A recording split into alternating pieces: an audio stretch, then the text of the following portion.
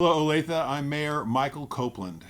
This pandemic has brought out some of the best in Olathe residents, and I'm very fortunate to introduce you today to Dr. John Fales and Masks of Mercy. Dr. Fales had a very busy pediatric dental practice, and this pandemic hit. I'd like for him to tell the story. Dr. Fales, I understand you are now setting your alarm for every few hours. What's going on? Well, as you said, I did have a busy practice, and we were asked to not see patients except for emergencies.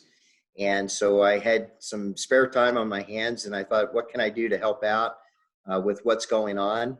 And I heard about an effort to create some 3D replacement N95 masks for the Olathe Med Center, and also produce some cloth masks. It's called Masks of Mercy. A friend of mine, Leetta Felter, was one of the driving forces behind creating that. And she and I had conversations, and so I got involved in the Masks of Mercy project, and particularly in using the 3D printers that I have for my dental office for producing dental appliances for the kids, retainers and space maintainers and things.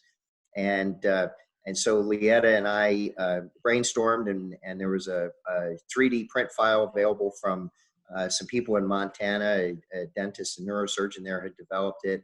And so we started testing and printing and came up with a mask that actually would do what it was built to do for the people at Olathe Med Center. And we've been printing ever since. So it's about 34, 35 days now we've been printing.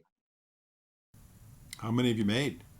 Well, I think we're over 400. We may be creeping in on 500. It takes about 3 hours and 15 minutes or so to print each one, and I've got a couple printers that are doing that. So that's where the alarm comes in. Is I set the alarm on my phone to let me know when it's time to go take the old one off, the new model off, get it cleaned up and ready to go, and get the printer started for the next one.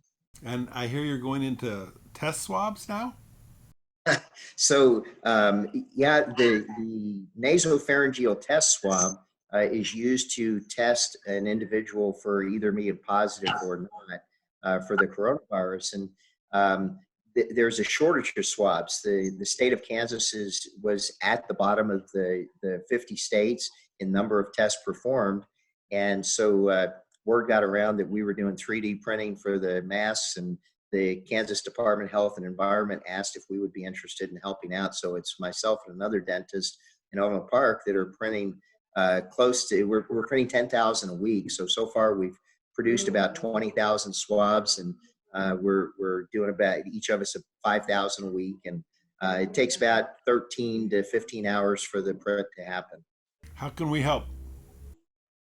So there is obviously there's a couple of things that people can do to help out. Number one is take care of themselves and take care of their neighbors. Make sure when you go out, you're wearing a mask so that other people aren't exposed to whatever you may or may not have.